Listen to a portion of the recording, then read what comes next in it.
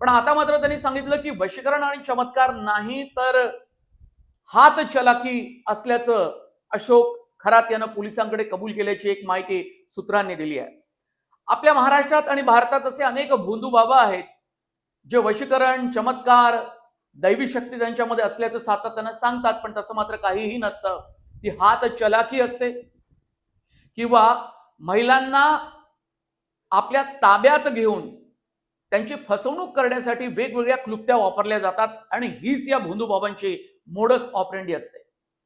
आता या प्रकरणामध्ये तृप्त बाला नावाचं एक नवीन कॅरेक्टर येतंय। अशोक खरात यांची ती मुलगी आहे जिच्या नावावर त्याचा बंगलाही आहे।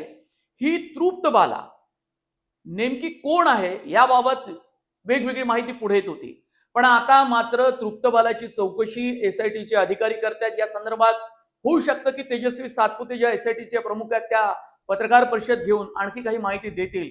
पण तृप्त बालाच्या नावावर कोट्यवधी रुपयांची संपत्ती आहे, जमीन बंगला तर आहेच तिच्या नावानं, पण वेगवेगळ्या ठिकाणी ही संपत्ती गुंतवली गेल्याचं सांगितलं जात आहे।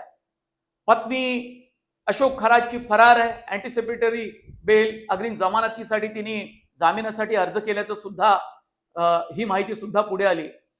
पण ही अशोक खरात याची बायको काही एसआयटीच्या अधिकाऱ्यांना तपास अधिकाऱ्यांना अजिबात सापडत नव्हती, पण मुलाची मात्र ताब्यात घेऊन चौकशी केली, नंतर त्याला सोडून दिलं गेलं हर्षवर्धन, आणि मग पुन्हा पोलिसांनी त्याला आपल्या ताब्यात घेतलं।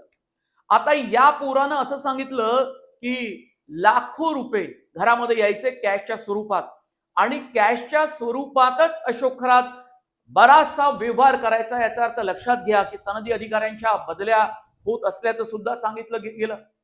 2 महिला डीसीपी आणि एसीपी पदावर असलेल्या त्या सुद्धा अशोक खरातच्या संपर्कात असल्याचं सांगितलं गेलं। त्यांना हवी ती पोस्टिंग पाहिजे किंवा पोस्टिंग कुठे मिळू शकेल ही माहिती विचारण्यासाठी ही सूत्रांनी माहिती दिली।